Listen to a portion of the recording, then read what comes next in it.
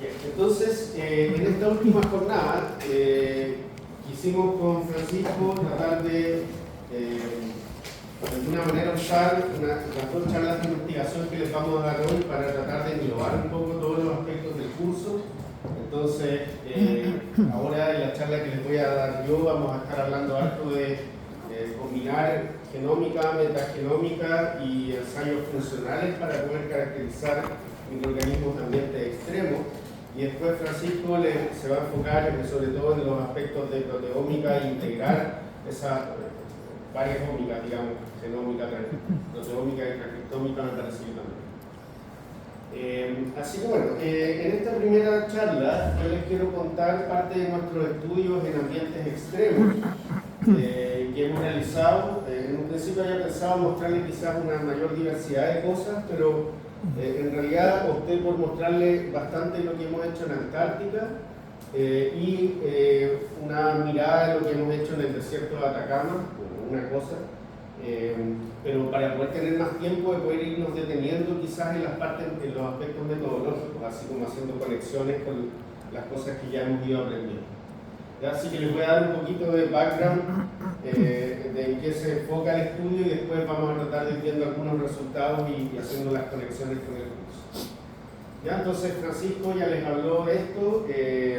Nosotros, bueno, parte de la línea de investigación que tenemos tienen que ver con el estudio de la resistencia a antibióticos y la virulencia, ¿cierto? En el entendido que hoy vivimos esta crisis mundial de resistencia a antibióticos en donde estamos detectando cada vez más patógenos resistentes a antibióticos, pero algo que se habla menos es que en realidad esta nueva pandemia silenciosa también está acompañada por el surgimiento de microorganismos con hipervirulencia, o sea, una capacidad de causar un daño mayor a hospederos, incluso que son hospederos sanos, jóvenes, sin otras enfermedades de base.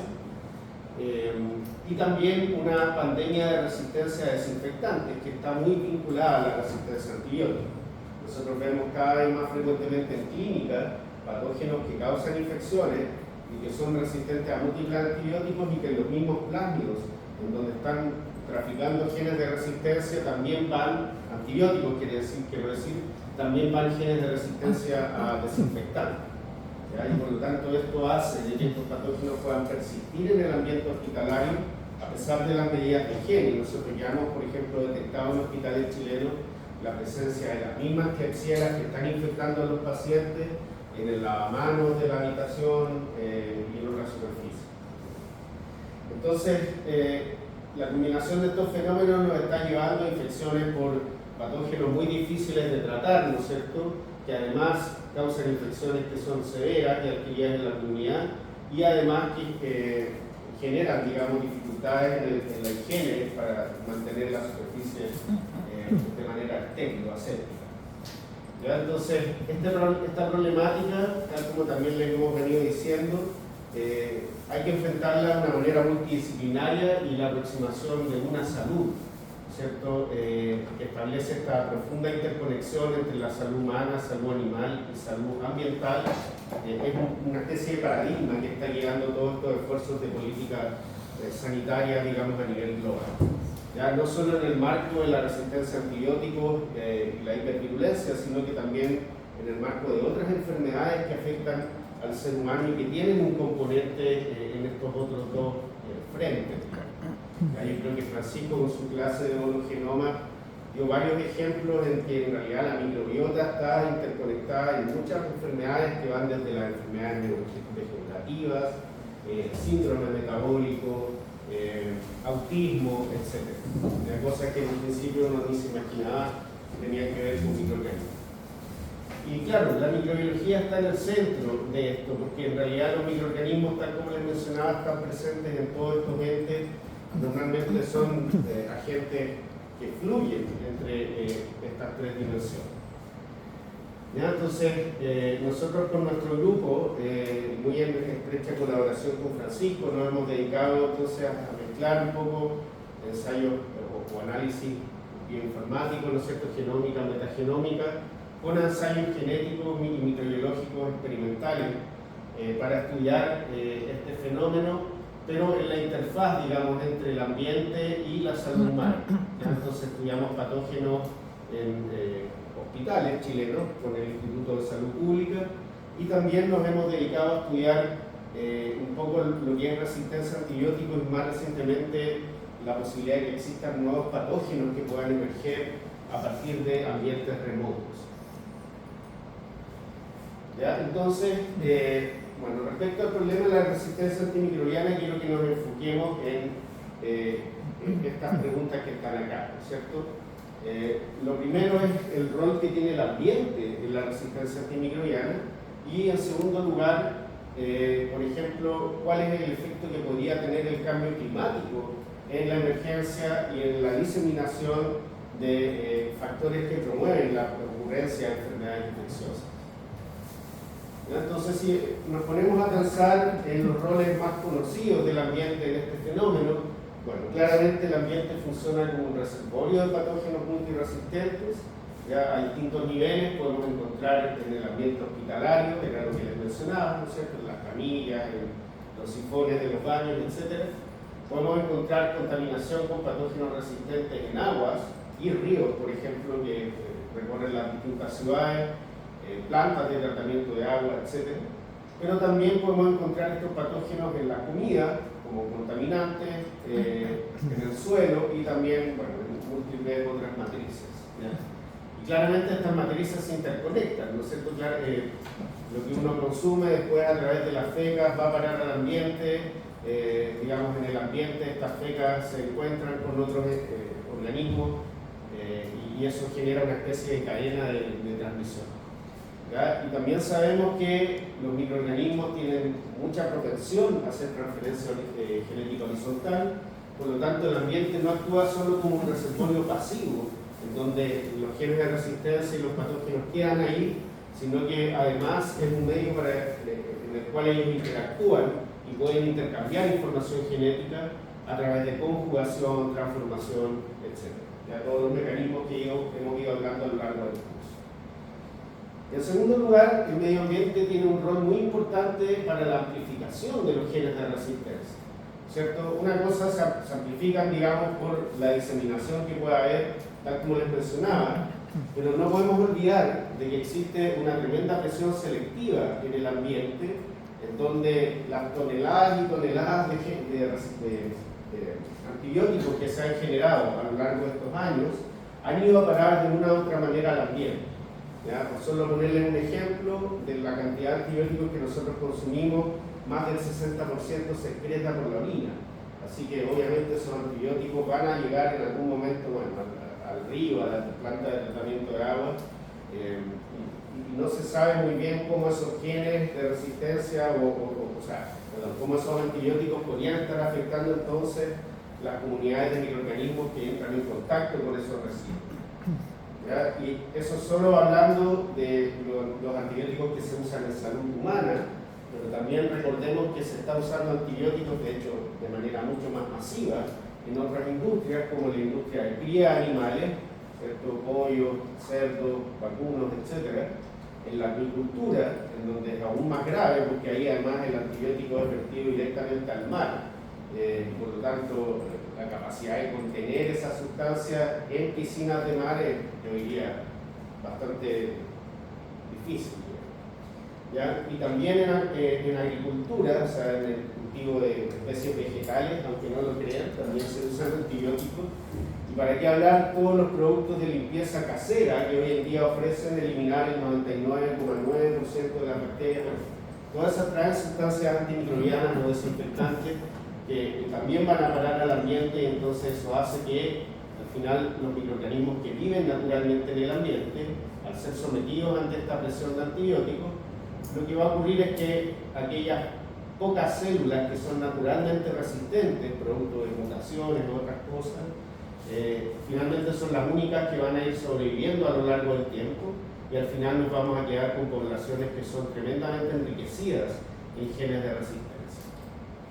Ese es un poco el fenómeno que está ocurriendo actualmente a todo nivel. Ustedes buscan genes de resistencia o bacterias con genes de resistencia en cualquier lado y lo van a encontrar. Nosotros hemos encontrado, por ejemplo, hasta en cóndores, el ave, digamos, una de las aves nacionales, Claro, antes los cóndores se alimentaban de animales que vivían en la zona precordillerana, y ahora ahí lo que hay, los animales que hay son humanos y perros y gatos, digamos, y cazas. Entonces lo que se ve es que los cóndores ahora van a alimentarse a los basurales que quedan más cercanos, y por supuesto que en los basurales hay contaminación con todo tipo de cosas, y esa podría ser una razón que explica cómo llegan estos genes de resistencia incluso a los cóndores, que nuestros hay con mucha otra fauna silvestre, no solo en animales de cría. Entonces, bueno, ya tenemos claro que el ambiente actúa como un ente, como un reservorio, ¿no es cierto? También como un ente para la amplificación de la resistencia, producto de la presión selectiva y la contaminación con antibióticos, pero algo que se desconoce bastante más, es el rol que tiene el ambiente como una fuente de genes de resistencia. ¿Ya? Bueno, porque la verdad es que los antibióticos fueron desarrollados aproximadamente hace 100 años, y sería muy extraño pensar de que los genes de resistencia, o sea, esa información genética que le permite a las bacterias resistir los antibióticos, haya evolucionado como producto de la introducción de los antibióticos. ¿No es cierto? Nosotros sabemos que en la historia evolutiva, que es muy larga, de miles de millones de años, los nuevos genes van apareciendo en un lapso de tiempo que es mucho mayor. ¿Ya? Entonces, ha habido evidencia creciente, yo creo que ahora no cabe ninguna duda, de que la gran mayoría de los genes de resistencia a antibióticos que vemos hoy en día en patógenos son en realidad genes naturales que provienen de bacterias del ambiente. ¿Ya? Entonces uno piensa, pero bueno, ¿cómo? Incluso antes, se supone que esto se desarrolla antes que la introducción de los antibióticos. Entonces son mecanismos o vías metabólicas como cualquier otra que tienen las bacterias, que han sido producto de la evolución de muchísimo tiempo. Entonces, ¿cómo nosotros entendemos de qué bacterias del suelo o bacterias de algún ambiente podrían tener genes de resistencia a antibióticos? ¿Cuál es el sentido de eso? Bueno, no es tan descabellado si uno se pone a pensar de que en realidad los antibióticos que nosotros usamos en clínica en general son productos naturales, son producidos por otras bacterias o por hongos, y no es descabellado entonces pensar de que en el ambiente natural estas bacterias o hongos que producen antibióticos van a estar rodeadas por otras bacterias que no son capaces de producirlo, y en esta guerra evolutiva, por supuesto que las bacterias que viven cerca deberían evolucionar mecanismos para poder resistir esos antibióticos. Y por cierto, las bacterias productoras también tienen que tener mecanismos para poder defenderse contra sus propios antibióticos y no morir producto de la producción, ¿cierto? Entonces, desde ese punto de vista, una de las hipótesis que actualmente se aceptan es que al menos parte de los genes de resistencia habrían evolucionado como producto de estas interacciones naturales entre los microorganismos, que es un poco lo que decimos acá. Ahora, hay otras posibilidades, pero esta es la explicación más sencilla, yo creo, y la que hoy en día más convence, pero se entiende que no es probablemente el único mecanismo. ¿Ya? No todo en la naturaleza es competencia, ya lo hemos visto, entonces se entiende que incluso estas sustancias que nosotros le llamamos antibióticos, porque las usamos para eso, podrían ser sustancias que en la naturaleza tienen otros roles. ¿Ya? Por ejemplo, moléculas de señalización que permiten comunicarse a los distintos microorganismos. ¿Ya? Porque a concentraciones altas, que son las que nosotros usamos en clínica, matan, pero los antibióticos a bajas concentraciones no matan y pueden tener efectos diversos sobre las células a las que son expuestas a ese antídoto. ¿Ya? Y bueno, recuerden que algo similar le dijimos que posiblemente está ocurriendo con los genes de repellencia. Los genes de repellencia también, las toxinas, muchas de esas toxinas están naturalmente en microorganismos que a veces están en los océanos, digamos, y después terminan siendo una chica toxina que está en una Escherichia coli, o una toxina de vibrio, digamos, que se sabemos ya incluso que se movilizó a través de cierto de un plan, de un fago, ¿cierto? Entonces, esto que está explicando Andrés para los genes de resistencia, piensan un poco más amplio, digamos, genes de virulencia, genes que le pueden dar un fitness a las bacterias, así evolucionan los genomas. Bueno, entonces, tal como hemos discutido, además de que estén estos genes de resistencia en bacterias del suelo, que no necesariamente son patógenas, el problema, digamos, es que obviamente pueden transferir estos genes de resistencia a través de todos los mecanismos que hemos visto en las clases anteriores, ¿no es cierto? Y por lo tanto no es raro de que a partir de un microorganismo ambiental que esté en el suelo o en otro lugar, llegue un gen de resistencia a una bacteria que sí es patógena y de esa manera se empieza a transformar en un problema clínico. Y ahí esto tiene que ver con también un fenómeno que estamos viviendo hoy en día, que es la ocurrencia de múltiples desastres, sobre todo por el calentamiento global y la intervención que ha hecho el ser humano en el planeta, ¿cierto? Más allá de todos los desastres naturales que han ocurrido desde el inicio, digamos, en distintas manifestaciones. Y de hecho, Arturo Casadeval, que es este científico cubano que les mencionaba Francisco, que siempre llega con ideas bien revolucionarias, él mismo introduce este concepto que es el de la microbiología de los desastres, ¿ya? En el sentido que todas estas catástrofes ambientales vienen acompañadas de profundos impactos en los microbiomas que hay en los distintos ambientes, ya sea del aire, del suelo, de los océanos, etc. Y algo que se ha estudiado bien poco en realidad es ese impacto sobre las comunidades microbianas, qué impacto tiene ahora para el resto del planeta. Tendemos a olvidarnos de los microorganismos, pero en realidad, si leemos un poco, sabemos que están involucrados en todos los procesos a nivel planetario. Entonces, cualquier impacto que haya a ese nivel, por cierto, va a tener ciertas consecuencias, ¿ya? Y por solo mencionar un ejemplo, digamos, el cambio climático y digamos, el cambio un poco en las condiciones climáticas que hay en las distintas zonas han permitido que ahora en el norte de Chile empecemos a tener casos de dengue y avistamientos de Aedes aegypti, cuando hasta hace muy poco Chile era un país libre de eso, salvo por Isla de Pascua, que bueno, tiene otras condiciones, casi que no es Chile eso, ¿no? Y eso lo dicen los pascuenses más que nosotros. De hecho no les gusta que uno les diga Isla de Pascua. Entonces, por poner un ejemplo, eso significó que este cambio climático logró una redistribución del agente vector de un cierto virus y ahora ese virus empieza a ser un problema sanitario para un cierto país. Entonces, bueno, nosotros nos hemos, un poco con todas estas ideas en mente, nos hemos dedicado a estudiar los microorganismos que viven en Antártica y en particular al principio sobre todo en la península antártica. Ya voy a decir en pocas palabras por qué, digamos, cuál es la gracia de estudiar ese lugar en particular. Pero algo claro es que la península antártica es una de las zonas que está siendo más afectada por el derretimiento del permafrost producto del cambio climático. Entonces, este pic negativo que se ve acá, que es en el fondo una pérdida de masa de hielo, es la que se registra justamente en la península antártica, aunque ciertamente hay otras regiones, sobre todo a este lado, digamos, que están bastante afectadas. Entonces, la pregunta que surge, ¿no es cierto?, es cómo este derretimiento del permafrost podría afectar la microbiota antártica, ¿ya? Y si es que estos suelos que se están exponiendo y que llevaban congelados muchísimo tiempo, ¿no es cierto?, millones de años al menos, podrían ser fuente de genes de resistencia, factores de virulencia, incluso patógenos bacterianos que puedan emerger y causar nuevas pandemias o nuevos problemas a la salud global.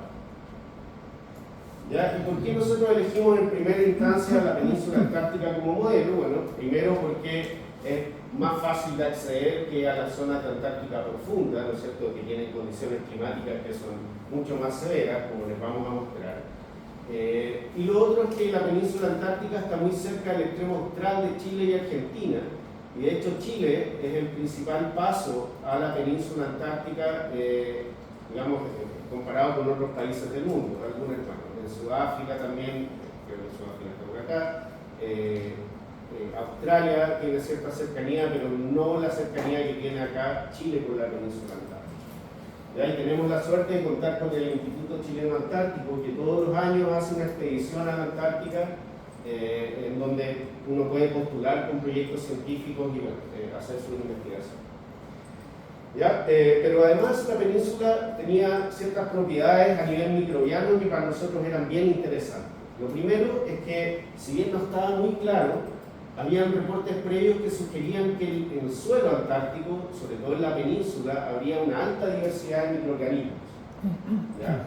En segundo lugar, sabemos, y hay también reportes, de que los microorganismos que viven ahí, producto de las condiciones extremas, han desarrollado adaptaciones y la capacidad de producir incluso ciertos metabolitos que son bastante notables. Y por lo tanto nuestra hipótesis era un poco que entonces estos microorganismos probablemente también podrían haber evolucionado mecanismos para resistir las condiciones adversas y en particular cierto tipo de sustancias tóxicas que se podrían estar produciendo. ¿Ya? Y que se sabe que además Antártica tiene alta presencia de metales pesados, es una zona con mucha concentración de depósitos minerales. De hecho, la península antártica es literalmente la continuación de la cordillera de los Andes, y la mineralogía que tenemos acá en Chile al menos, y yo entiendo que debe ser similar en Perú, es muy similar a la península antártica, y por eso es que hay muchas intenciones también de hacer explotaciones mineras ahí en la península antártica. Y bueno, hay gente que se está oponiendo, ¿no es cierto? Afortunadamente todavía eso no está prohibido. Pero con Trump.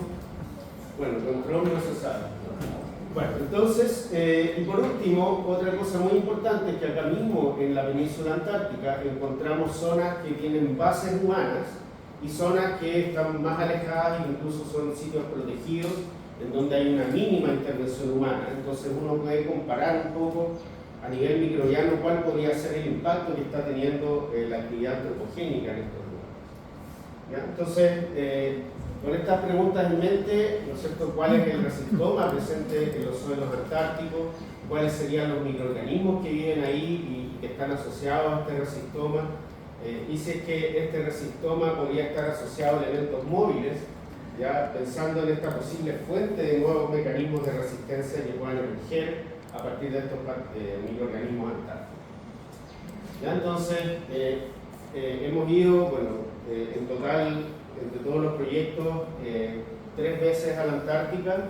Esta fue la primera y fue donde fui yo. En el 2017 yo iba a bordo de ese buque militar. Aquí estamos entrando a una isla que es la isla de Decepción, que está, digamos, en el archipiélago de las Shetland, que es junto a la península antártica. Entonces estuvimos durante un mes recorriendo toda esta zona. Aquí está la península y estas son las islas Shetland, distintas regiones, distintas islas, muestreando suelo. ¿Ya? Entonces todos los lugares que hay aquí una banderita es porque tomamos una o más muestras. Y bueno, íbamos arriba de ese buque militar, así que era imposible que el buque se acercara a la orilla. Por supuesto, allá no hay puertos ni nada, así que la única manera de bajar del barco eran estos botes Sawyer. Gracias a la logística militar, el buque que fuimos era el buque de la fuerza de la Marina chilena, digamos, la Fuerza Armada. Y la idea era entonces, una vez que tocábamos tierra, mostrar sitios que eran humanizados, ¿no es cierto?, al lado de la base. Alguna base, esta es una base polaca que hay en una de las islas, y en sitios no intervenidos que estuviesen lo más alejados de las zonas en donde habían asentamientos humanos. Y bueno, a partir de eso, después de harto esfuerzo, digamos, y muchos estudios, mucho aprendizaje también en el camino, yo creo que este fue nuestro primer estudio metagenómico grande, digamos, y de ir realmente a muestrar al ambiente. Salió este trabajo que fue publicado el año 2022, en donde, bueno, lo que hicimos fue un poco lo que se muestra en este Graphical Abstract. Voy a ahondar en algunos detalles de estas cosas, pero básicamente, como les comentaba, la idea era mostrar suelos de sitios humanizados y sitios no intervenidos en la península antártica, y usamos 2 aproximaciones, una dependiente de cultivo y otra independiente de cultivo, que era más bien genómica y metagenómica principalmente, ¿ya? Entonces, a partir de las muestras de suelo, nos generamos una colección de aislados que eran aproximadamente 250 o 300 aislados bacterianos antárticos. Como queríamos averiguar su propiedad de resistencia a antibióticos, les probamos directamente la resistencia usando estos sensidiscos, que son discos que tienen antibióticos. Entonces, cada vez que uno ve un halo de inhibición de crecimiento, quiere decir que ese antibiótico mata a esa bacteria.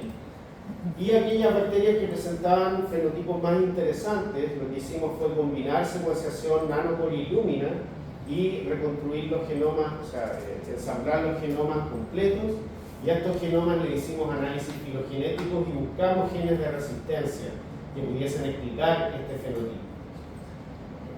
¿Ya? Y por otra parte, entonces, en la vía metagenómica, entendiendo que aquí íbamos a poder ver el 1% de la diversidad total, ¿no es cierto? Como les contaba ayer, acá queríamos con las técnicas metagenómicas poder hacer una descripción mucho más amplia de la comunidad microbiana que se encontraba en estos suelos. Entonces ocupamos metabarcoin con blanco en el gen 16S para poder ver la diversidad de bacterias. Entonces las mismas figuras que les mostraba ayer son las que pudimos generar, y además hicimos secuenciación shotgun de estos metagenomas y combinamos aquí en metagenómica lecturas cortas y lecturas largas, y a partir de eso reconstruimos genomas y los analizamos, ¿no es cierto? Y también hicimos búsqueda de genes de resistencia que pudiesen estar asociados a elementos genéticos móviles. ¿Ya? Así que estos son los resultados, los principales resultados. En primer lugar, gracias a estos estudios de diversidad microbiana pudimos darnos cuenta de que el suelo antártico era extremadamente diverso, el suelo de la península. Ahí era un poco broma lo que les decía, que era más diverso que la selva peruana, digamos, pero yo creo que anda al menos por ahí, al mismo nivel. Cuando antes se pensaba que como era un ambiente tan extremo, uno debería encontrar pocas cosas, ¿ya? Pero en realidad la diversidad de microorganismos que son capaces de tolerar estas condiciones en la península, que todavía no son las condiciones más severas del mundo mundial, digamos, pero igual, estamos hablando de una temperatura de 0 grados en promedio en verano y que llega hasta menos 20 en invierno, y sobre todo muy poca disponibilidad de agua líquida, lo que también hace más desafiante la vida. Ya, otra cosa que encontramos es que, bueno, de la diversidad cultivable, lo que pudimos cultivar, la gran mayoría era pseudomonas antárticas. Resulta que estas pseudomonas, como les voy a mostrar, destacaron por ser resistentes a múltiples antibióticos. ¿Ya? Además, cuando fuimos a mirar los metagenomas, encontramos que había una gran cantidad de genes de resistencia potenciales, digamos. Y algo que nos llamó mucho la atención es que, en contra de lo que esperábamos, encontrábamos mucho más resistencia y genes de resistencia en ambientes no intervenidos versus ambientes humanos, humanizados. ¿Ya? Y esa fue una gran sorpresa, y claro, después de que le dimos varias vueltas y miramos varias veces los resultados para confirmar que eso era así, era bien categórico. Y claro, lo que estamos viendo acá entonces es resistencia natural de las bacterias que naturalmente viven en Antártica, y no resistencia que haya sido por bacterias introducidas por actividades humanas, por ejemplo. ¿Ya? Entonces, bueno, vamos a discutir brevemente parte de los resultados. Estos son los test fenotípicos que hicimos. Entonces teníamos 227 aislados antárticos que fuimos los que caracterizamos en más detalle. ¿Ya? Eran 113 de zonas humanizadas y 116 de zonas no intervenidas. Para hacer los aislados, ¿no necesitaron algún medio en específico? Ya. Sí, lo que queríamos era aislar la mayor diversidad posible, así que probamos una batería de medios de cultivo sin presión selectiva, sin antibióticos. O sea, queríamos que creciera tanto lo resistente como lo no resistente. Entonces usamos medios clásicos de microbiología como LB, medios más bien para aislar cosas ambientales, hay uno que se llama R2A, etc. Usamos como 7 medios diferentes para tratar de tener la mayor diversidad posible. Y a partir de eso, entonces hubo todo un trabajo. Este trabajo fue titánico, digamos, yo lo muestro así a la rápida, pero fueron, no sé, 3 estudiantes que se dedicaron a aislar. Teníamos un total de unas 500 bacterias, ellos fueron comparándolas para tratar de que ojalá tuviéramos una diversidad de distintos colores, las mirábamos al microscopio, hacíamos función Gram, en fin, para tratar de no tener muchas veces lo mismo. Entonces hubo todo un proceso como de replicar la colección inicial, y esto fue lo que quedó. Estos 227 eran cosas que venían de distintos lugares, de distintos medios, y que tenían en cierta medida fenotipos diferentes, como para tratar de no tener siempre lo mismo. Aún así, van a ver que la gran mayoría era pseudomonas, una diversidad impresionante de pseudomonas diferentes, pero bueno, y pseudomonas al fin y al cabo. Que fueran bacterias, porque a veces eran levaduras. Sí, sí, también. A veces crecían levaduras, y claro, nosotros como veíamos antibióticos estábamos enfocados solamente en bacterias. ¿Ya? Entonces, a estos 227 aislados le probamos 15 antibióticos diferentes, ¿ya? Lo que hizo un total de más de 3.000 pruebas individuales, así que ahí van los créditos para los estudiantes de pregrado que hicieron este trabajo de chino, digamos, y que son autores del artículo, por cierto.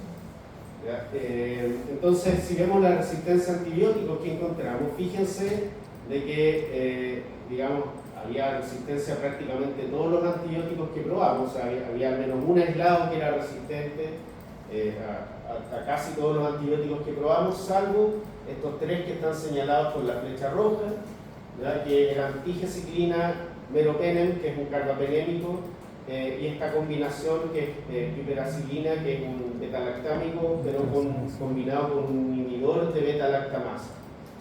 Son todos antibióticos clínicos que se usan hoy en día en clínica, por lo tanto ya llama la atención de que bacterias antárticas que probablemente nunca han visto un antibiótico clínico tengan en proporción un 40 o un 30% de cepas resistentes a esos antibióticos. ¿Ya? Sí. ¿Qué se hipotetiza de por qué tengas resistencia natural?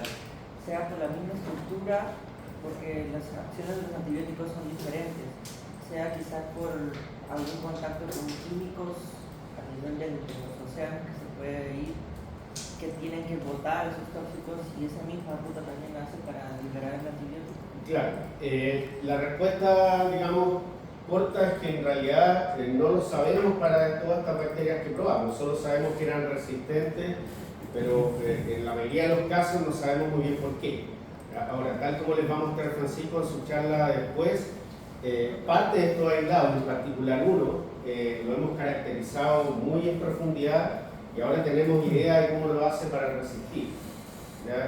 Y es una bacteria natural, o sea, lo más probable es que no es que esta bacteria haya estado expuesta a un antibiótico antes, sino que tiene mecanismos que le sirven para lidiar con otro tipo de compuestos que se encuentran probablemente naturalmente en su ambiente, que por similitud estructural, a lo mejor también, digamos, sirven los mecanismos que sirven para lidiar con ese compuesto.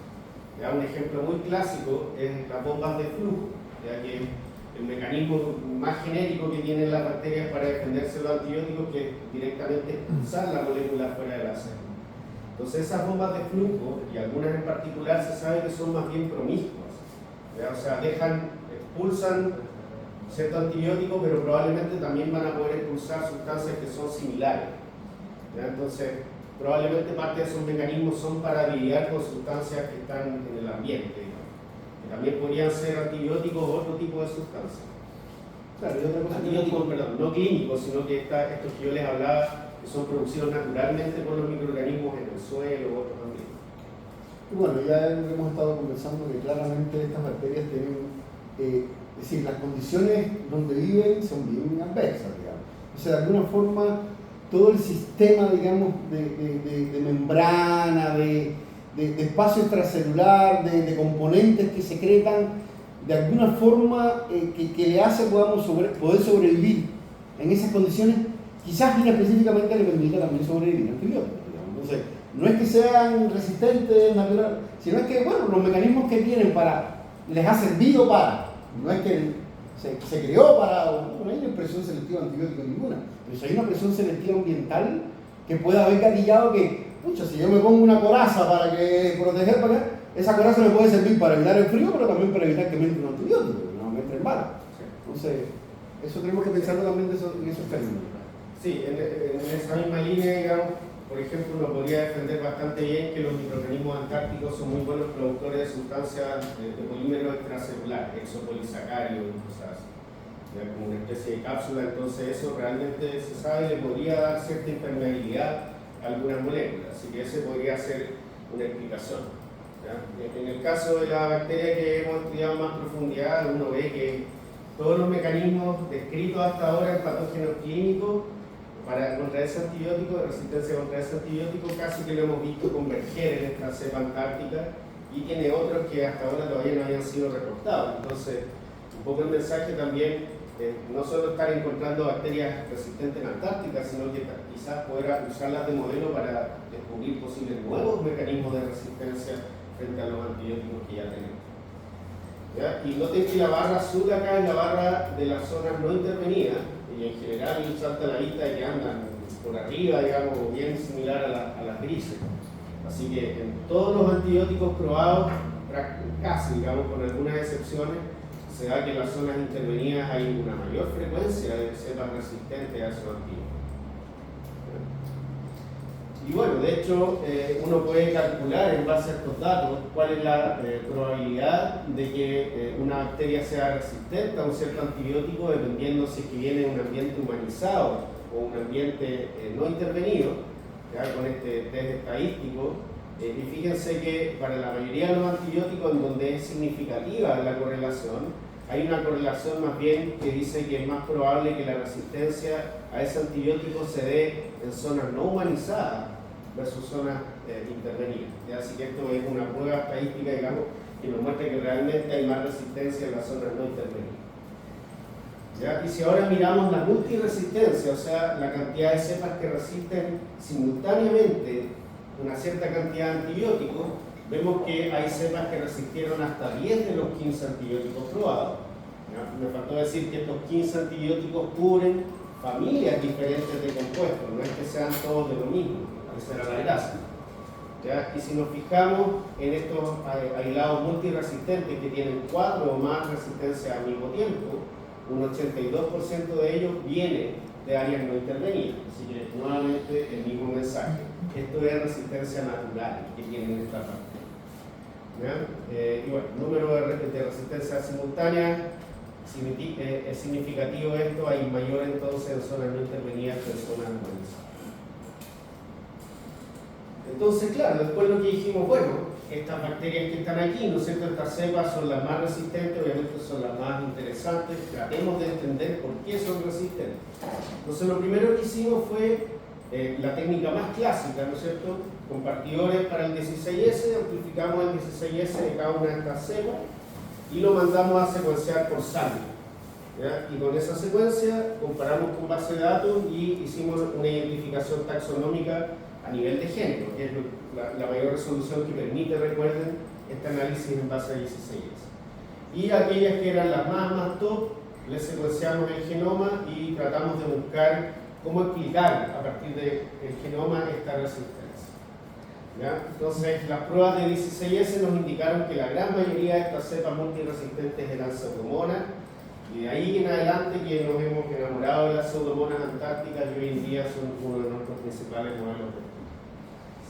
¿Ya? Entonces, secuenciamos el genoma de esta cepa de pseudomonas, que era la que resistía a 10 antibióticos diferentes, que la bautizamos como pseudomonas YF6B, y lo que hicimos entonces con el genoma fue comparar todos sus genes contra bases de datos de genes de resistencia conocidos. ¿Ya?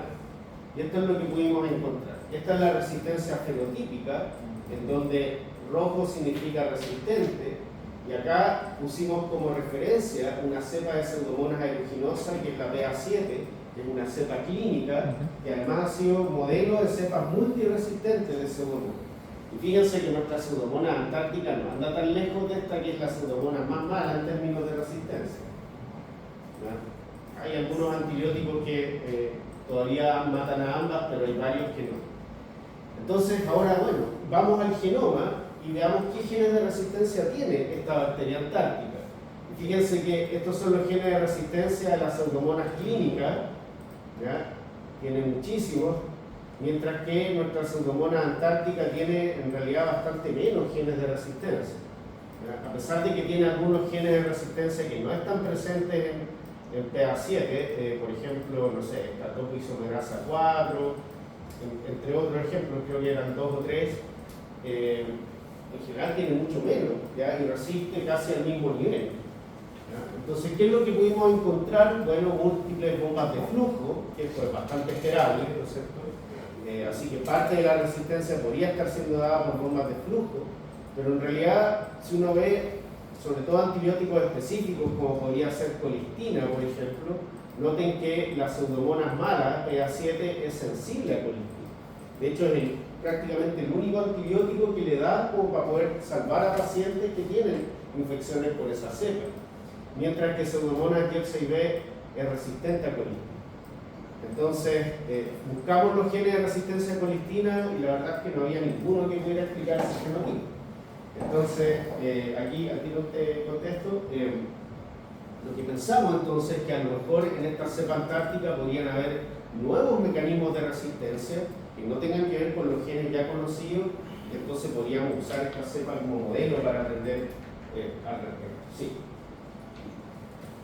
¿Cómo vieron las bombas de explosión? Y también las bacterias antárticas son potenciales patógenos. Ya. Respecto a la primera pregunta, ¿cómo nosotros detectamos todos estos genes de resistencia? Existen herramientas de anotación, ¿ya? En que tú le das como input el genoma ensamblado y te devuelve los hits contra una base de datos de genes de resistencia. Entonces, dependiendo de la herramienta que uno use, la que usamos nosotros además te categoriza esos genes dependiendo de qué tipo de gen de resistencia es. Si es una bomba de flujo, si es una enzima que lo que hace es degradar el antibiótico, o si es, por ejemplo, una enzima que modifica la parte de la célula que es blanco de ese antibiótico, y de esa manera vuelve a la célula, digamos, inmune a ese antibiótico, ¿ya? Entonces, de esa manera nosotros categorizamos todos los genes. De hecho, no se ve muy bien, pero por ejemplo acá en rojo tenemos todos los genes que son enzimas de inactivación. En naranjo tenemos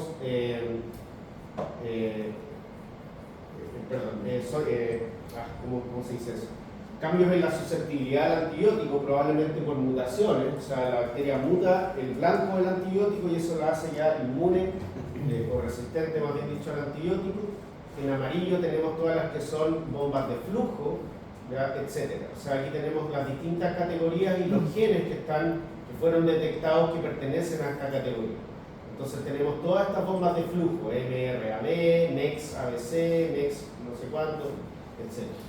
¿Ya? Todas estas vienen de bases de datos de genes de resistencia, que son, digamos, que están validadas por la comunidad científica, pero claro, el gran punto es que esos genes de resistencia que están en esas bases de datos son más bien de bacterias patógenas, no de bacterias ambientales.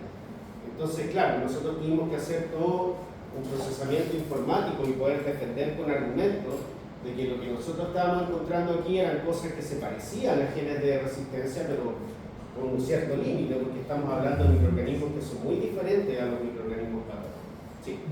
Sí, en esa base de datos, ¿qué porcentaje de similitud se toma para referencia? ¿No? Claro. ¿5%? Claro, nosotros al final el límite que pusimos fue un 50% de identidad. ¿Ya?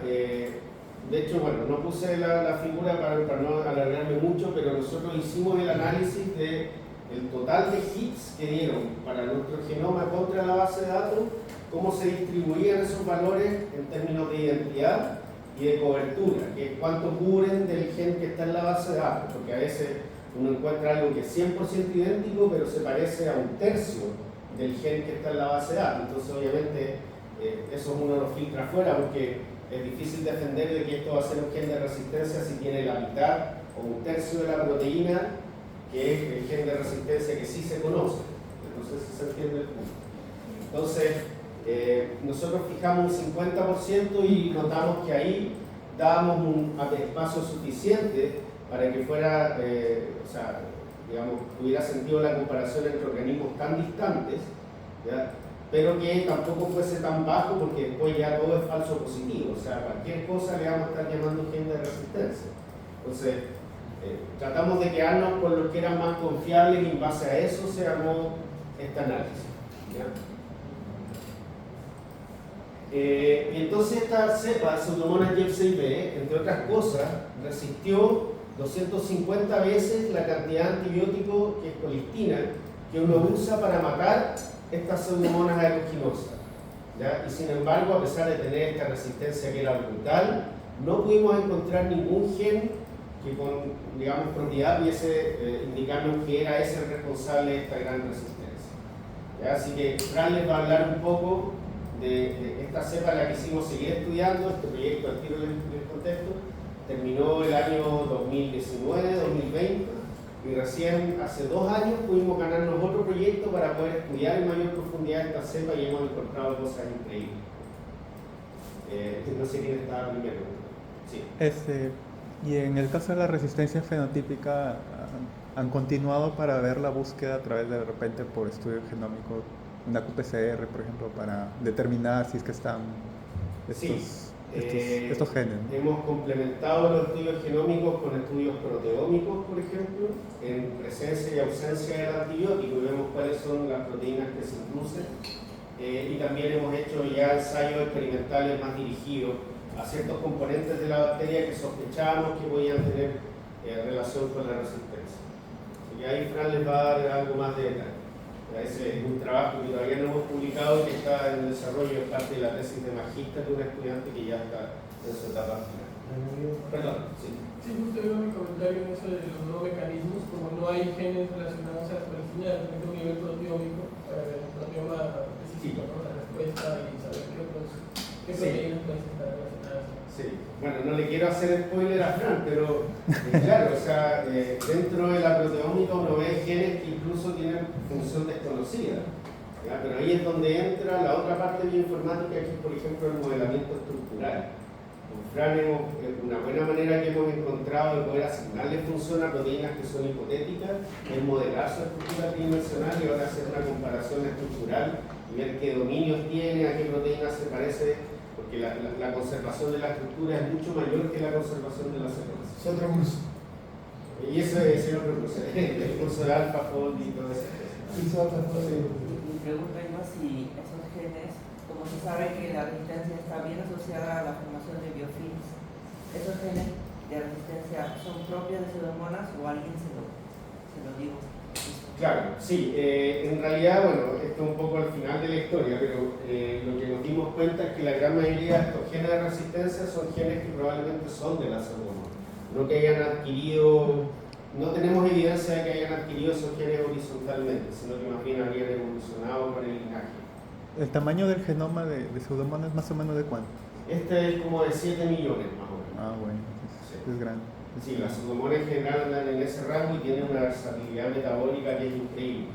No me quiero desviar mucho, pero así como encontramos estas Pseudomonas multiresistentes y con potencial patogénico, hemos encontrado otras que sirven muy bien para hacer procesos biotecnológicos, por ejemplo, producción de bioplásticos, bioremediación. Tenemos cepas que comen TNT, cepas que comen estos compuestos aromáticos contaminantes. ¿Que producen antibióticos?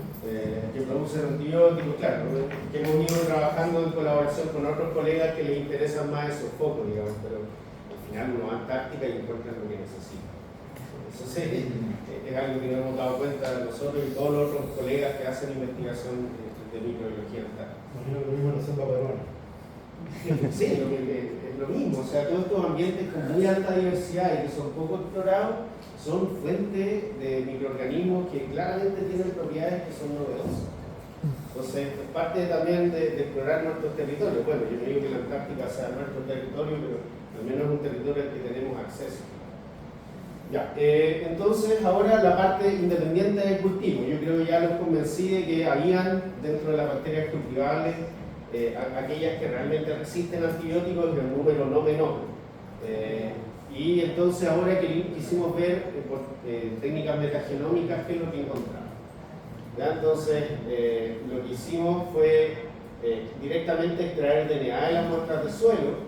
¿Ya? Las secuenciamos por Illumina, la mayoría, y algunas de ellas por Nanopore, y hicimos ensamblajes híbridos o sobre Illumina, dependiendo del caso. ¿Ya? Nuevamente, como les mencionaba, ¿no es cierto? Parte de los análisis que hicimos fueron basados directamente en la lectura sin ensamblar, ¿ya? Y a partir de eso calculamos ciertas abundancias, y con los contigs ensamblados básicamente nos enfocamos en ver contexto, ¿no? O sea, los genes de resistencia, ¿dónde están? ¿Ya? Y cuáles son sus contextos, si es que tienen, por ejemplo, otros genes que tengan que ver con resistencia en las vecindades. En la misma línea identificamos elementos genéticos móviles, a ver si parte de estos genes de resistencia estaban dentro de algún tipo de elemento móvil, y también reconstruimos genomas para explorar un poco la diversidad de microorganismos que habían ahí y buscar también genes de resistencia dentro de estos genes. Ya aquí les voy a dar simplemente algunos resultados de los más importantes. cada uno de estos casilleros en este gran abanico es un gen de resistencia diferente y cada color indica resistencia a un tipo de antibiótico diferente, a una familia de antibióticos diferente. Así que tenemos una gran variedad de genes de resistencia contra una gran variedad de antibióticos. Ese es el mensaje principal, en donde, claro, destacan las bombas de flujo, ¿no es cierto?, que dan resistencia a múltiples antibióticos, y antibióticos que dan resistencia, bueno, estos que son macrólidos y glucosamida, tetraciclina, vacitracina, y así otros con un poco menos de abundancia. Ya, y si ahora vamos a ver cuáles son las taxas microbianas que son dueñas de estos genes de resistencia, ¿no es cierto? Pudimos hacer ese análisis en los contigs o en las lecturas donde encontrábamos genes de resistencia, le hacíamos la asignación taxonómica a ese contigs y podíamos predecir de qué microorganismo venía ese gen de resistencia. Y fíjense que tenemos un top 5 aquí: Polarmonas, Pseudomonas, Streptomyces, Varioborax y Burkholderia. Pseudomonas entonces sale también muy alto, tal como habíamos visto a nivel de aislados. Y bueno, Polarmona es otra que digamos, se encuentra habitualmente en ambientes polares. De hecho, hasta en la estación de metro de Alaska hay Polarmonas, eso se ha descrito. Así que ahí les voy a contar de que encontramos algo bien interesante, una Polarmona. Y claro, si hay Polarmonas en Antártica y hay Polarmonas en Siberia, digamos, y el que haya transferencia horizontal entre Polarmonas que puedan transferir genes de resistencia no es nada descabellado. Entonces, hay una historia con eso. Y hay ahí en adelante varios otros géneros microbianos que también aportan a estos genes de resistencia. ¿Ya? Entonces, respecto a si había o no genes de resistencia en algunos elementos móviles, usamos distintas herramientas que permiten, a partir de los metagenomas, por ejemplo, tratar de reconstruir plásmidos. La verdad es que no son muy buenas, dan muchos falsos positivos y nosotros, bueno, en este tiempo era lo mejor que había, ahora ya no las usamos mucho, hay algunas aproximaciones mejores. Pero bueno, de todos los contigs, que eran 24.000 contigs que teníamos de estos metagenomas antárticos, buscamos aquellos que eran predichos como plásmidos por ambas herramientas, por último para tener un doble check, y con estos 177 empezamos a ver si hay genes de resistencia, ¿ya? Y encontramos entre ellos un contig que tenía una posible beta-lactamasa, que son estas enzimas que degradan antibióticos beta-lactámicos, y esa la encontramos en un genoma de Polaromona, o sea, en un contig que nosotros predecíamos que era de Polaromona. Ya, y de hecho, al buscar en la base de datos encontramos un plásmido de una Polaromona que habían aislado unos polacos hace unos años, que tenía un plásmido que tenía la misma beta-lactamasa. Así que pudimos defender muy bien de que esta beta-lactamasa, al menos en 2 casos, estaba presente en un plásmido, el cual, por cierto, podría ser transferido a otro organismo. ¿Ya? Y lo que hicimos también, tomando esta beta-lactamasa como un ejemplo de estudio, modelamos su estructura tridimensional. Y fíjense que acá la comparamos con beta-lactamasas que son de Klebsiella pneumoniae, Salmonella entérica o Pseudomonas aeruginosa. Estas son aislados directos del patógeno. Y fíjense la notable similitud estructural que tienen la beta-lactamasa oxa antártica con esta beta-lactamasa oxa que anda circulando ya en patógenos y que se sabe que es un problema. ¿Ya? De hecho, si uno va a mirar en detalle los residuos aminoácidos que forman parte del sitio activo de esta enzima y que dan cuenta de la degradación del antibiótico, ese sitio está bastante bien conservado. Tiene los aminoácidos claves en el lugar que corresponde. ¿Ya? Entonces, en base a esto, nosotros dejamos propuestos, ¿no es cierto? No llegamos a confirmar de que esta beta-lactamasa tendría todas las características como para realmente funcionar como una beta-lactamasa, con ciertas diferencias, ¿no es cierto? Ustedes ven que el alineamiento no es perfecto, hay zonas en donde realmente las beta-lactamasas difieren, y la gran pregunta es eso, bueno, ¿cómo impacta si esto realmente es una beta-lactamasa? ¿Cuál es su espectro de acción? ¿Contra qué sustratos trabaja? ¿Tendrá más o menos actividad que esta beta-lactamasa química?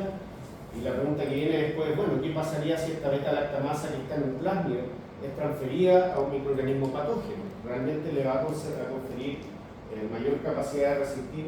Entonces, finalmente esas fueron las interrogantes que quedaron planteadas. este trabajo causó mucho revuelo a nivel mundial, digamos.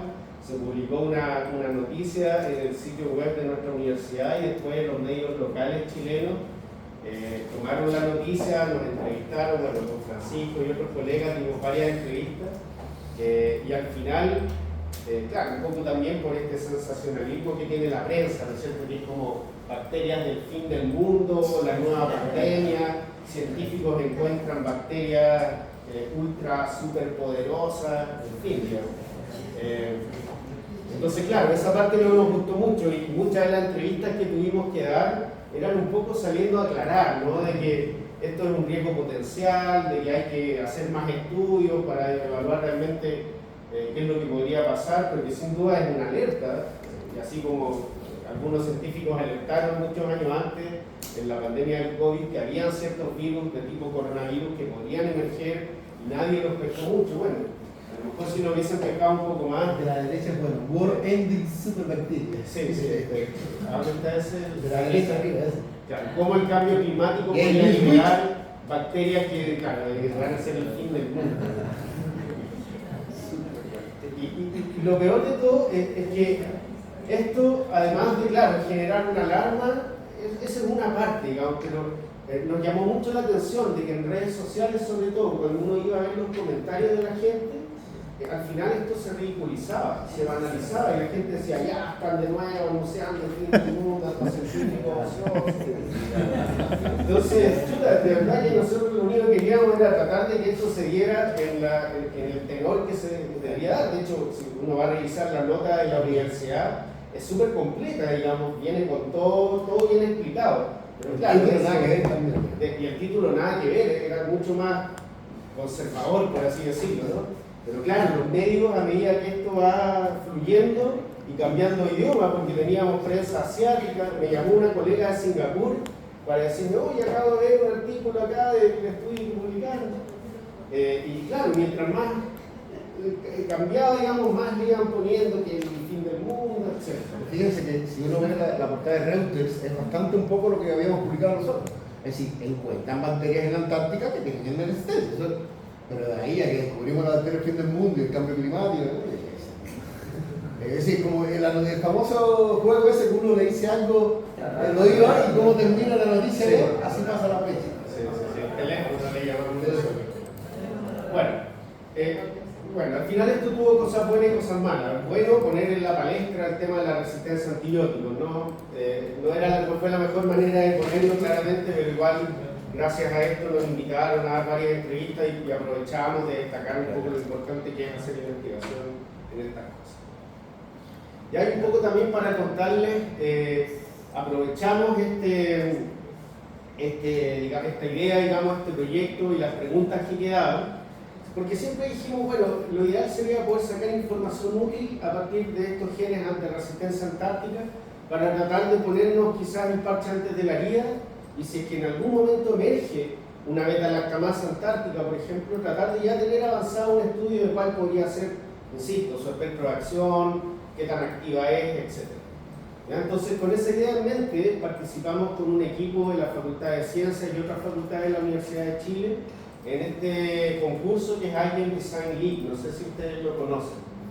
IGEN es un concurso de biología sintética muy famoso, digamos, que se lleva a cabo a nivel mundial desde hace, no sé, unos 10 años, algo así, 20 años, en donde participan las unidades más prestigiosas, las universidades más prestigiosas, en fin. Pero bueno, desde Chile tuvo un equipo que participó en esa competencia global y de hecho nos fue bastante bien hace 2018. el 2018. Fran fue el capitán de ese equipo, o sea, el capitán, digamos, de los profesores. Aquí hay profesores, digamos, estamos nosotros tres, Fran, Julieta, que es una colaboradora muy cercana, bueno, y yo, estudiantes de posgrado y estudiantes de pregrado. Está Camilo ahí. Está de hecho Camilo, sí, era uno de los estudiantes de doctorado que participó. Y entonces se creó desde el 2021, me parece, una edición que es Design League, que es como una subsidiaria, pero solo para América, para Latinoamérica en realidad, los gringos quedan fuera, no sé. Entonces, participamos con la idea de justamente que estaba este problema de la emergencia eventual, ¿no es cierto?, de genes de resistencia, en particular de beta-lactamasa, y que además, como Chile es el país más cercano, era muy probable que estas beta-lactamasas llegaran al resto del mundo a través de nuestro territorio.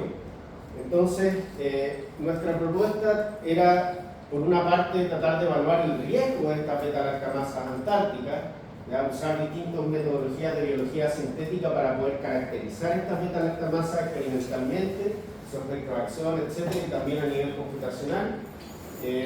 Y además, desarrollar inhibidores para estas nuevas beta-lactamasas que pudieran surgir también usando biología sintética.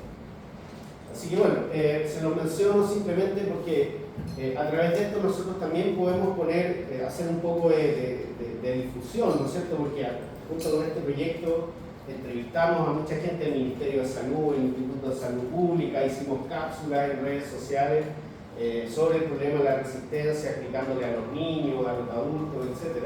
Así que si en algún momento quieren verlo, todavía la cuenta de Instagram está disponible y hay muchas cápsulas que tienen que ver con resistencia antibiótica. El canal de YouTube.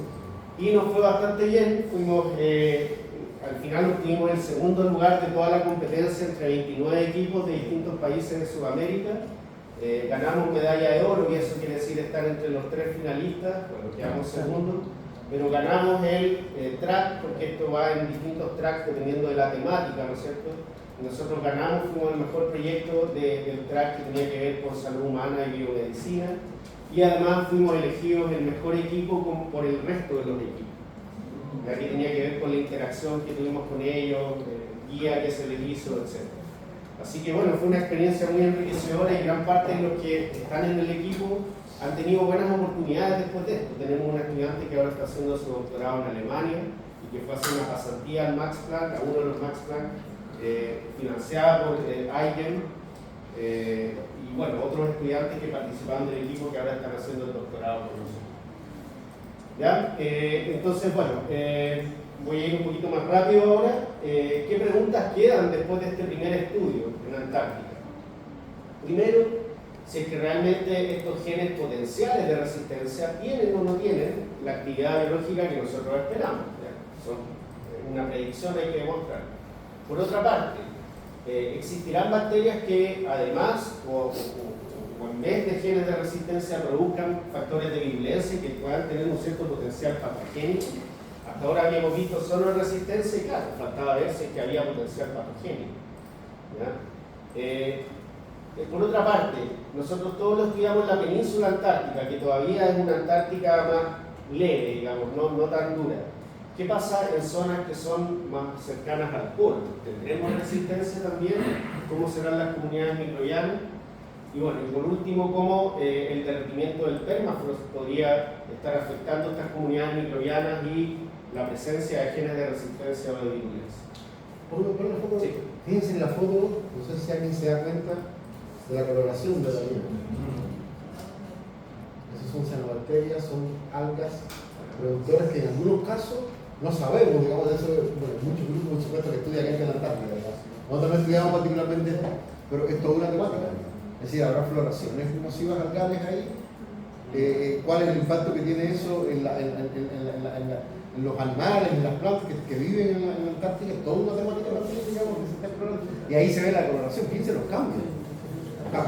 Ya, pueden que ponerle turbo porque va muy medio lento.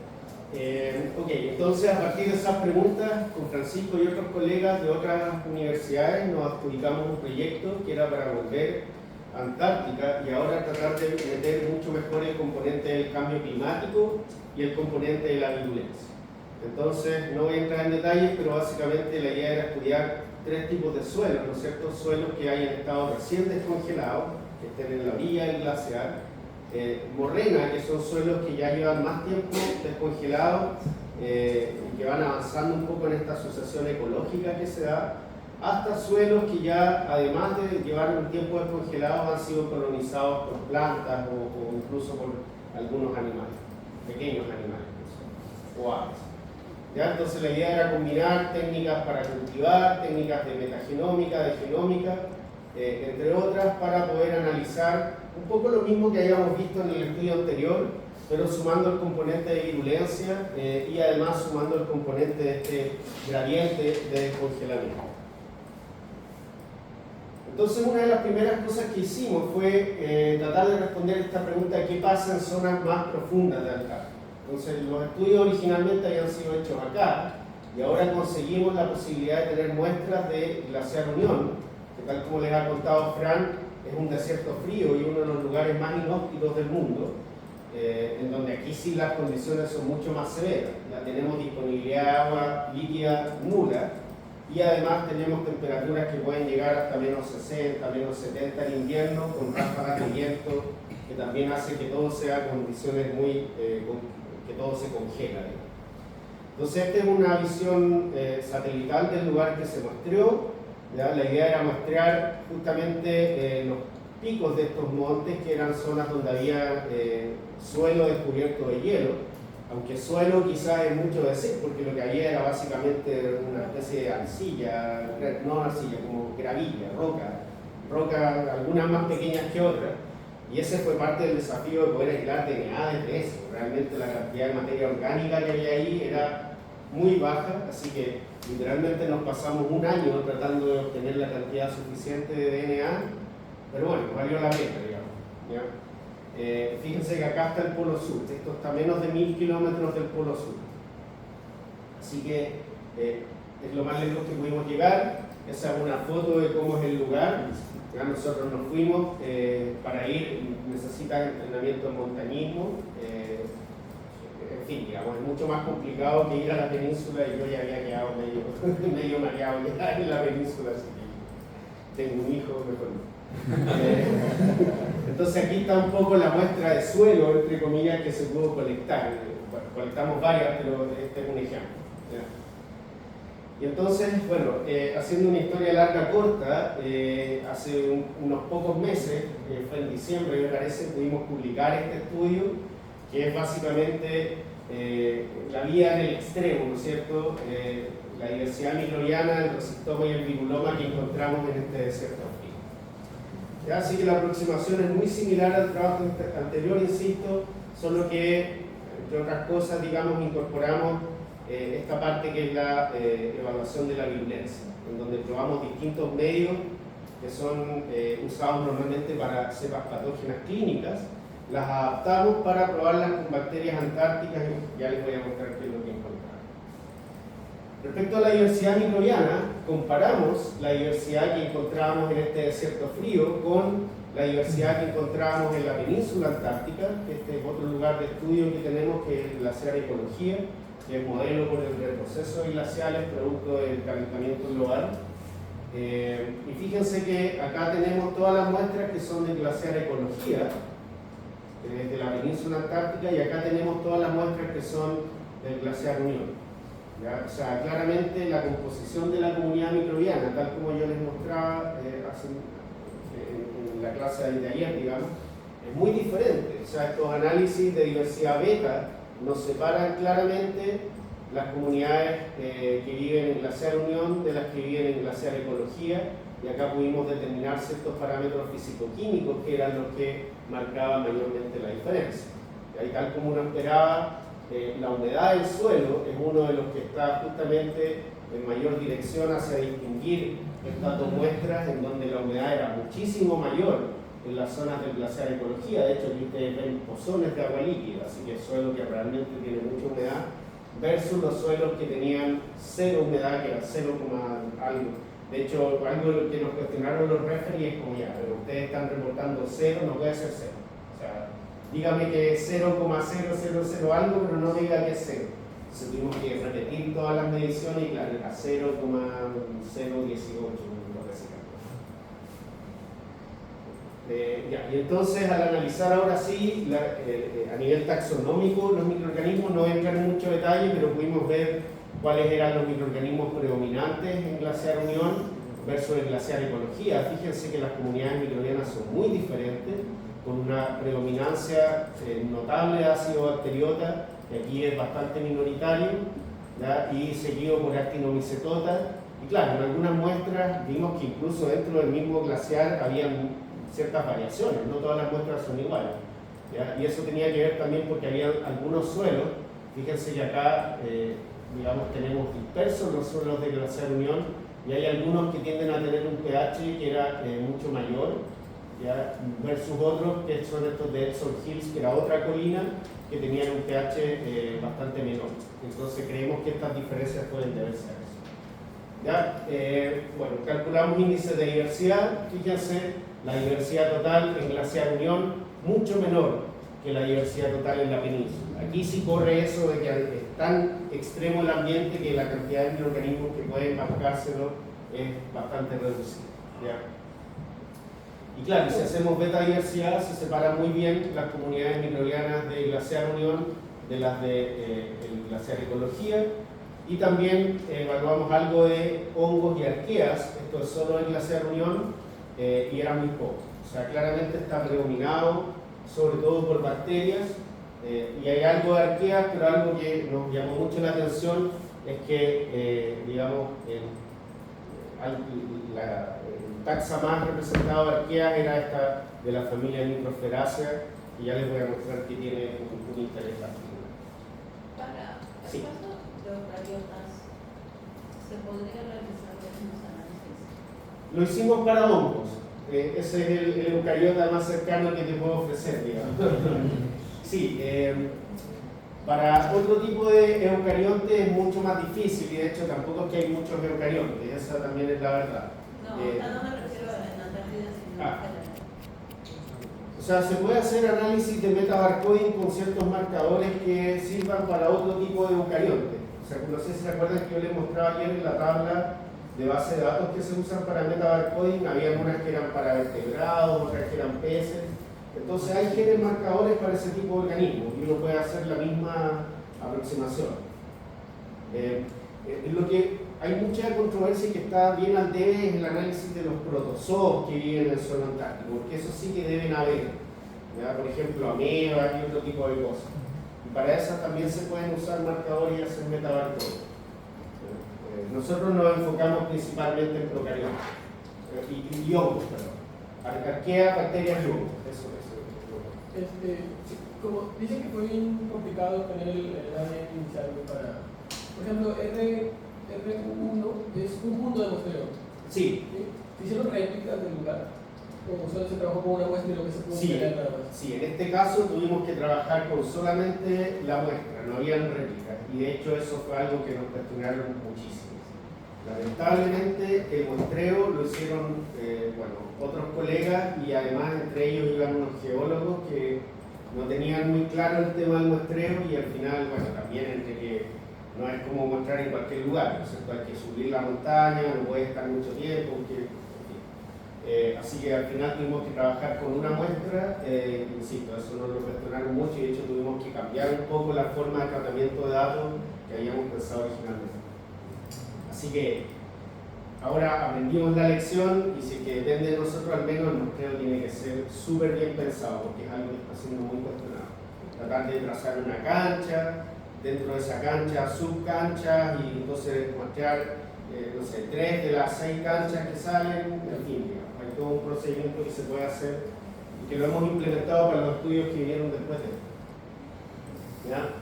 Entonces también quisimos reconstruir genomas, ya ustedes saben el pipeline, logramos reconstruir 82 genomas de bacterias de alta calidad.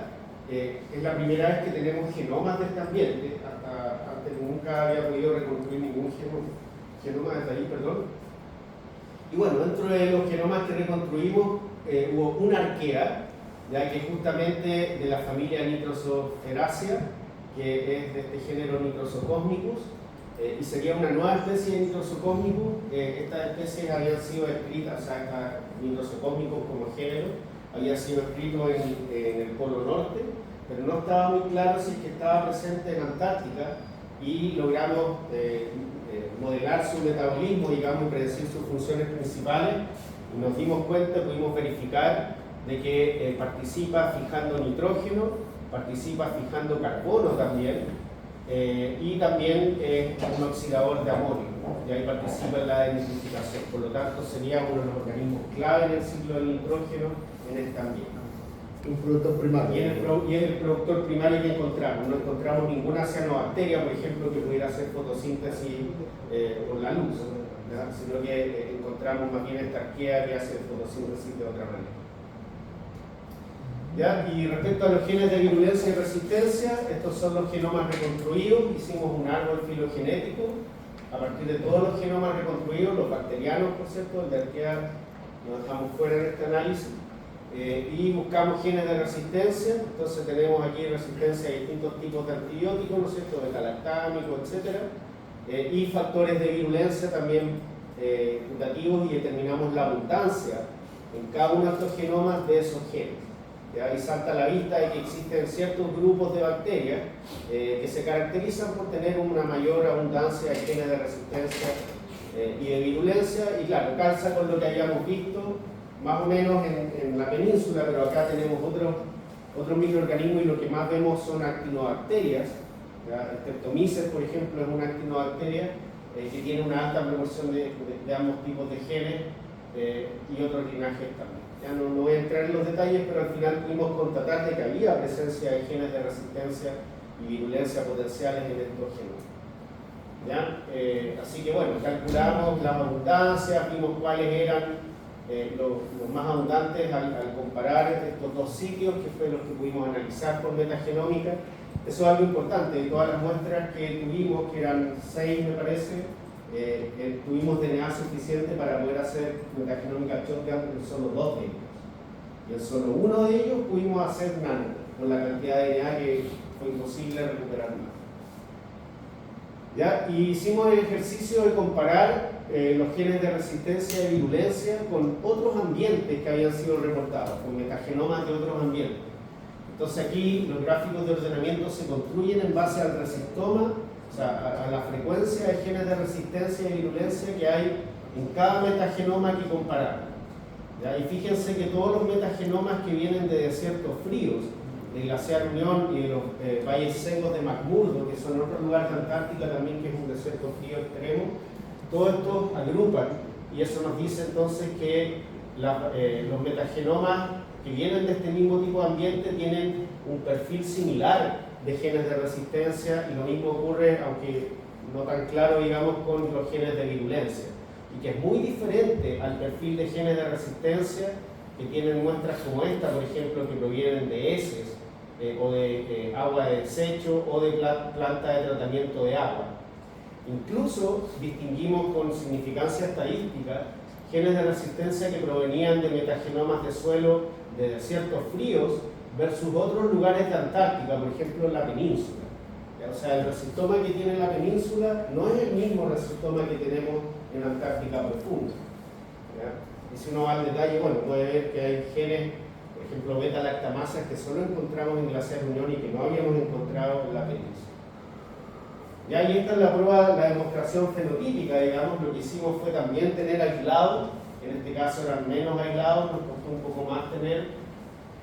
Y claro, nuevamente la pseudomonas fue lo que más creció, a pesar de que vemos que no son las predominantes en el metagenoma. Había mucho más abundancia de actinobacterias, igualmente aislamos muchos pseudomonas. Y eso nos dice de que no necesariamente lo más abundante es lo que más crece en la placa.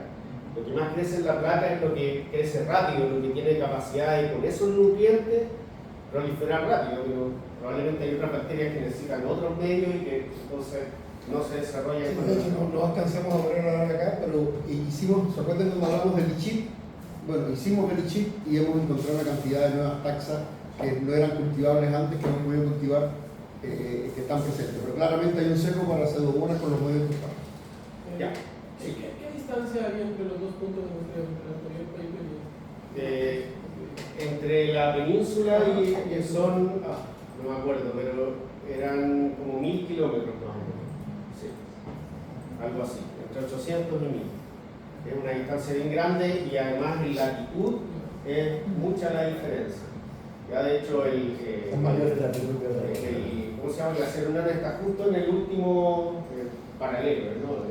Paralelos son los que dan la latitud, se me confunde con ¿Y el no meridiano. intentaron escoger medios para hacer crecer actinomicetos, por ejemplo? O Sí. bacterias acidolácticas. Sí, sí.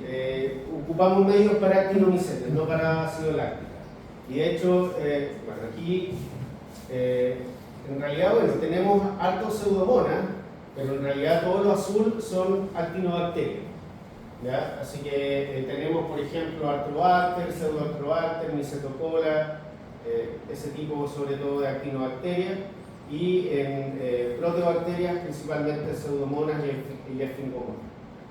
¿Ya? ¿Y qué es lo que encontramos? Bueno, todo lo que es un cuadro azul indica que fue resistente a ese antibiótico. Aquí ampliamos el set de antibióticos y probamos 35, ¿ya? Más del doble de los que habíamos probado.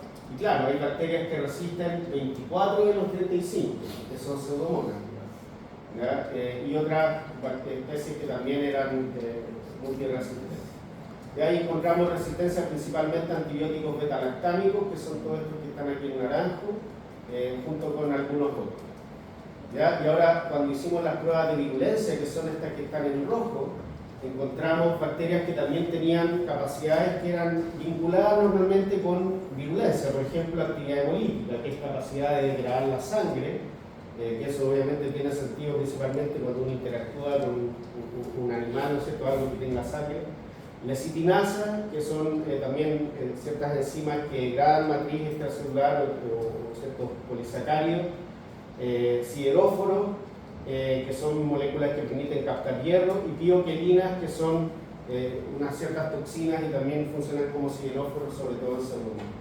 O sea, realmente estábamos encontrando bacterias que tenían posibles factores de virulencia. Y bueno, hasta aquí llegó este trabajo. Y la pregunta que queda, y con esto ya voy a ir terminando, es si realmente estas bacterias tienen un potencial patogénico, porque produzcan un sideróforo, no necesariamente quiere decir que son capaces de infectar a un organismo humano. Y aquí es entonces donde nosotros vinculamos nuestra prehistoria, digamos, con Frank, y usamos entonces ahora el DIC y la MEVA para probar la virulencia de bacterias antárticas. Y ahí tenemos una estudiante de doctorado que es Ian Pérez, que es cubana de hecho también, que está encargada de justamente esta misión. Entonces ella ahora se ha dedicado a desarrollar una batería mucho más amplia de ensayos usando la MEVA para poder evaluar la virulencia de bacterias antárticas. No voy a entrar en detalle en los métodos, pero lo que hemos visto es claramente que hay diferencias. Fíjense que este es el control virulento, que es PAO1.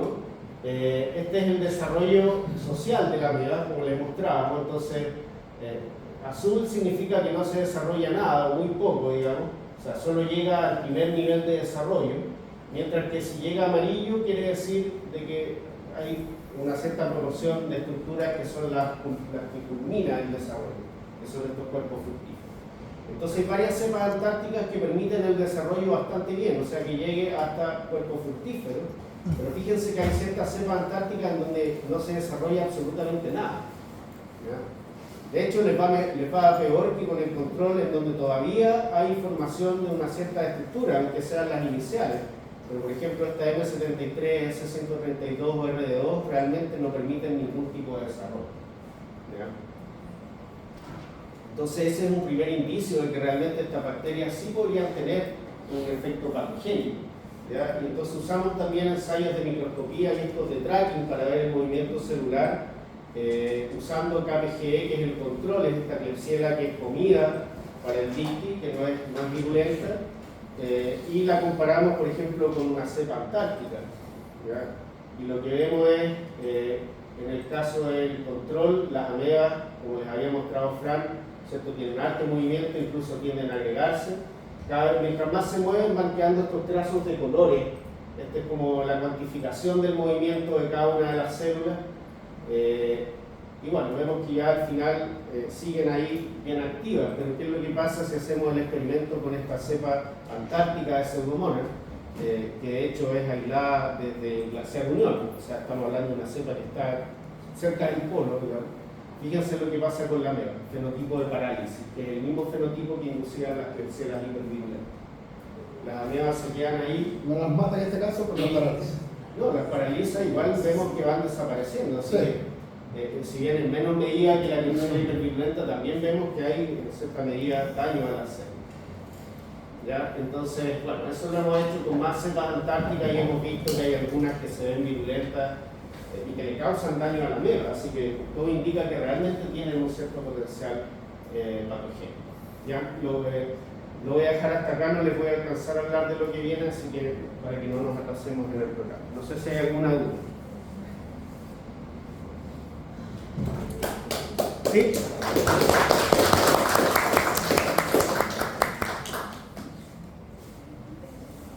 En el diagrama, cuando hacen o determinan los puntos de corte, ¿no? ¿Cómo en ese aspecto, cómo determinan que era resistente, susceptible? ¿Solamente por la ausencia Sí. de algo? Claro, ese es un punto importante porque no sé si todos lo saben, pero cuando uno hace estas pruebas de sensibilidad a antibióticos, uno declara el resultado si es resistente o sensible dependiendo del tamaño del ala.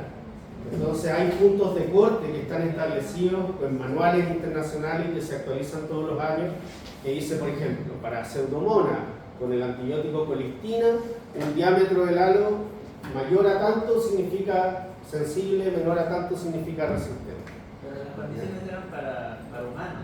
Claro, exacto. Entonces, cuando nosotros tuvimos que adaptar esto por primera vez, enfrentamos todos esos cuestionamientos. Ya, pero bueno, ¿a qué temperatura lo hacemos? Primero, porque ellos te recomiendan hacerlo a 37, que tiene sentido para patógenos humanos, pero no tiene sentido para... Y esos diámetros por un tiempo, es decir, es el tiempo a tal temperatura. Exacto.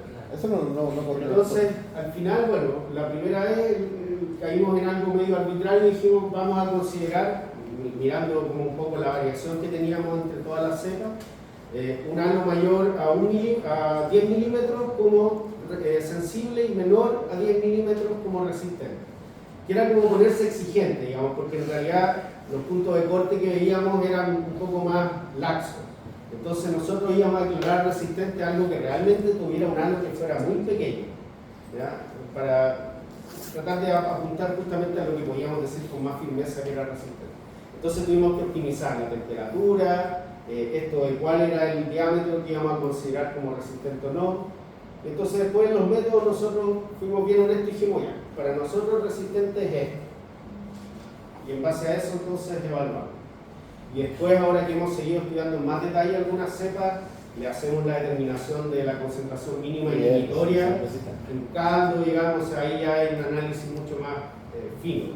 Y ahí es donde nos hemos dado cuenta que hay bacterias que resisten, o sea, hasta el stock de antibióticos no mueren. ¿Alguna otra pregunta?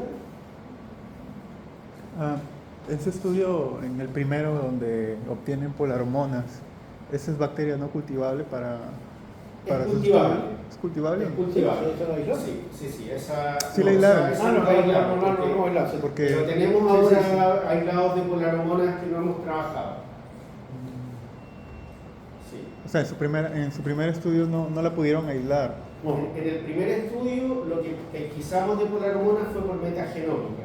Sabimos que era una de las principales fuentes de mecanismo de resistencia y además encontramos este plásmido que tenía la beta-lactamasa. Pero todo eso lo hicimos por análisis metagenómico, entonces no teníamos realmente el aislado. Pero en otros aislamientos que hemos hecho más recientemente han salido algunas cepas de polarhomonas.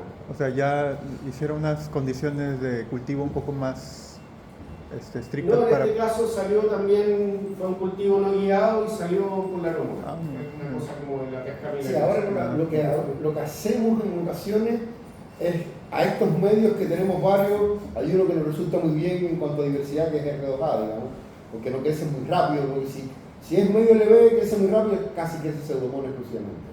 Entonces lo que podemos hacer ahora es poner antibióticos. Como sabemos que alguna vez, en el caso de que queramos ya estudiar algo más relacionado, bueno, le ponemos el antibiótico y ya estamos preseleccionando algunas que tienen alguna resistencia, y entonces ahí quizás podamos pescar más polarhomonas, porque sabemos que polarhomonas tienen resistencia como la pseudomonas. Entonces ahí enriquecemos intencionalmente, ¿cierto?, el pool de bacterias que son resistentes. Claro, sí. Bueno, tocaría también ver la capacidad que tienen Pseudomonas para transferir los genes de resistencia. Sí, claramente. claramente. Y que puedan transferir. Todavía no han hecho Para una de las pseudomonas que es la que le va a hablar Fran, la verdad es que lo tenemos más o menos claro. En ese caso, si bien tienen muchos mecanismos de resistencia, algunos novedosos, todos son cromosómicos y parecen ser no transferibles. ¿Ya? Así que, claro, no habría tanto riesgo de que esa pseudomona transfiera el gen de resistencia a un patógeno, pero La segunda pregunta es si es que esa misma pseudomonas tiene potencial patogénico. Eso es lo que hemos encontrado. Hay pseudomonas que tienen tanto multiresistencia como potencial patogénico. Entonces, ahora la amenaza es directamente que un bicho antártico te cause una infección. Es decir, cuando hablamos de infección no solamente pensemos en nosotros, es decir, ahí viven animales, además, y Pseudomonas tiene una particularidad, es de los pocos géneros bacterianos que es capaz de infectar plantas, nematodos, humanos, animales. Entonces, el potencial de que puedan aparecer, Andrés hablaba de hay dos plantas solamente vasculares en Antártida, de Champsia, que la hemos estudiado nosotros, y otra más. Pero claro, pueden haber infecciones a plantas, pueden haber pingüí, qué sé yo. Acá. Especies migratorias. ¿Eh? Especies migratorias. Especies migratorias también. Sí. Trasladar la infección hacia Y que van al continente. Digamos. De hecho, ustedes saben que se reportó por primera vez COVID-19 y cuestiones, y sí, COVID-19 no, disculpen, influenza aviar en la Antártida, digamos, es un grupo de los que trabajan con Julieta, digamos, que encontraron, precisamente con metagenómica, encontraron secuencias, digamos, que pudieron ser influenza aviar en aves, digamos, que están al menos en el continente. Sí. Ayer vimos un poco de epigenética y sabemos que la temperatura puede influir mucho en la expresión de algunos genes. ¿Se hizo alguna para ver que a los 37 está despierto? No hemos llegado tan lejos, pero sí, es una linda posibilidad a estudiar. No se sabe nada de eso, muy poco, al menos en cosas antárticas. De hecho, se sabe poco de epigenética en general en bacterias, sí. digamos. Ojo, De hecho, tenemos un estudiante de doctorado que está casi describiendo por primera vez el epitranscriptoma de Escherichia coli, que claramente estaba mal lo que había publicado, y lo está haciendo con nanopore, digamos. Algunas de las imágenes que puse me las convidó Sebastián Chiquelli. La ameba se cultivó a temperatura como los seres humanos, 36. No, la ameba no sobrevive a esas temperaturas. La temperatura óptima es 23 grados Celsius aproximadamente. De hecho, les gusta las bacterias antárticas, la temperatura en la que hacemos. De hecho, es un problema para los ensayos que hacemos con bacterias que son patógenos humanos. De hecho, nos critican mucho cuando pero esto es a 37 grados. Pero bueno, yo creo que les demostramos que realmente cosas que pasan en el ratón pasan con la ameba. Una bacteria que le causa daño. Entonces, claro, hay algunos patógenos la temperatura es muy importante, digamos, pero para cosas propias de la patogénesis humana, ¿sí? Para poder trasladarse y llegar al tejido, pero para evitar ser fagocitado por un macrófago, para esas cosas no hace falta la temperatura, digamos. Entonces, pero sí, nos va mejor, entre comillas, digamos, con la temperatura para los ensayos de la ameba en esta bacteria antártica, que ven que están, pero felices, digamos, al igual que con los ensayos que tenemos que decir, ya la pseudomonas, ponerlas a 25, a las temperaturas que hacemos los ensayos de la ameba ya no les gusta mucho. Pero bueno, es algo con lo que hay que lidiar. Al respecto, dos cosas. Lo primero es que no hay que olvidar de que estas bacterias, bueno, muchas de las que estudiamos son bacterias que también se encuentran en el ambiente y también son objetos o infectan organismos en el ambiente. Así que hay que olvidarse de que todas las infecciones que hacen estas bacterias son a 37. También hay infecciones sobre amebas y otros organismos que ocurren a temperaturas variables, como puede ser la del exterior. Así que cuando nos cuestionan eso de la 37, claro, como que uno ve la mitad del ciclo de vida nomás de la bacteria. La gente chiguera, claro, chiguera tiene muchos factores de evidencia que se activan por temperatura y nos ha pasado. Sí, se me olvidó lo segundo que le iba a decir, pero... Cuando avisan estas noticias de la Antártida, justo el tema de la temperatura, ¿qué temperatura las aíslan? Así, ese era justamente lo otro que les iba a decir. Nosotros partimos aislando a 4, a 10 y a 15. Dejamos los mismos medios, digamos, a todas esas tres temperaturas y claro, veíamos que a 4 pues, tenían más chance las bacterias que crecían más lento de salir, entonces teníamos que generar más diversidad. ¿Ya? Así que eso fue para aislar, pero después nos dimos cuenta, cuando ya estaban todas aisladas, que todas crecían bien a 15 o a 20 grados. Hasta 20 grados. Sí, incluso más. Hemos crecido bacterias antárticas a 30 grados y todavía lo hacen bien. Entonces, eso es algo que está reportado, digamos, también por otros grupos, de que si bien estas bacterias viven a muy bajas temperaturas, tienen una plasticidad metabólica impresionante y que pueden hacer cosas, digamos, a 4 grados o a 30. De hecho, una de las bacterias que yo les contaba que produce biopolímeros, que le hemos hecho fermentaciones y todo, crece, por ejemplo, a menos 10 grados, le ponemos mucho glicerol en el matraz para que no se congele, y overnight alcanza un cultivo saturado a menos 10 grados. ¿Ya? Y esa misma bacteria tú la puedes crecer a 30 grados y produce biopolímeros igual de bien que los produce a 10 o a 15. Son diferentes, sí. Entonces con esa hemos empezado a idear fermentaciones que se pueden hacer sin control de temperatura, además es halotolerante, resiste mucha sal, entonces se pueden hacer las fermentaciones con agua de mar y no es necesario autoclavar o esterilizar el fermentador. Entonces, y además se puede hacer con come glicerol crudo, que es un subproducto de la empresa del petróleo, digamos, y olvídate, es un residuo que se puede usar. Entonces la misma cepa antártica al final las hace todas. Se banca la sal, se banca el frío, produce polímeros que además son muy diferentes a todos los que se conocían antes. La sorpresa va a ser la antártica. Una última cosita, de los dos papers que presentaste, ¿tú crees que nos puedas enviar? Sí, por supuesto. De hecho, están en las referencias que Sí. leímos para el curso, digamos. Puedes cargar, pero no.